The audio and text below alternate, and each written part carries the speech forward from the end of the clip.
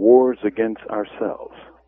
As the 20th year passes since the West waged war against the late Saddam Hussein, and the state of war slips into greater violence in Iraq and Afghanistan, there is another war being waged today, one which gets little coverage on TV, radio, or newspaper.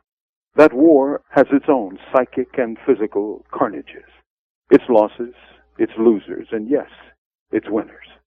The losers have been forced out of their homes. They have been forced out of their jobs.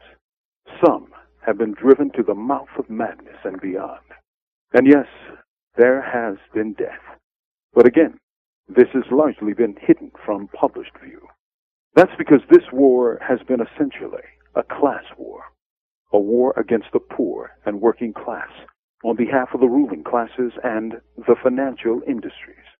The weapons of this war have been joblessness, foreclosures, and tightening of credit lines. And while money has been withdrawn from the purses and pockets of millions, public monies have been used to top off the coffers of the banks, but also to fund mad wars abroad, like the almost $3 trillion to fund the forays into Iraq and Afghanistan, often to undergird the corrupt and narco-kleptocratic governments in power.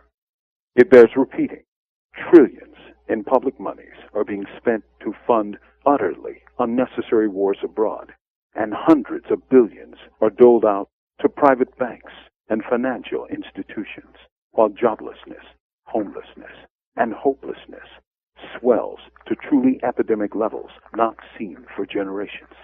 Schools are crumbling when they function, which is rarely. Libraries are closed.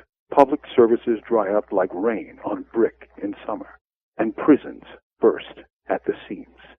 Wars are always against both sides, the victors and the losers. And in the age of the military-industrial complex, war becomes the fuel of wealth for a narrow ribbon of businesses. But it has costs far beyond the beflagged caskets, the shattered limbs, and the howling winds blowing through damaged mines, and something so banal as body counts of imagined enemies. It brings about the very woes of the instant recession, joblessness, foreclosures, homelessness, and yes, hopelessness. It is war against ourselves. From death row, this is Mumia, Abu Jamal. These commentaries are recorded by Noel Hanrahan of Prison Radio.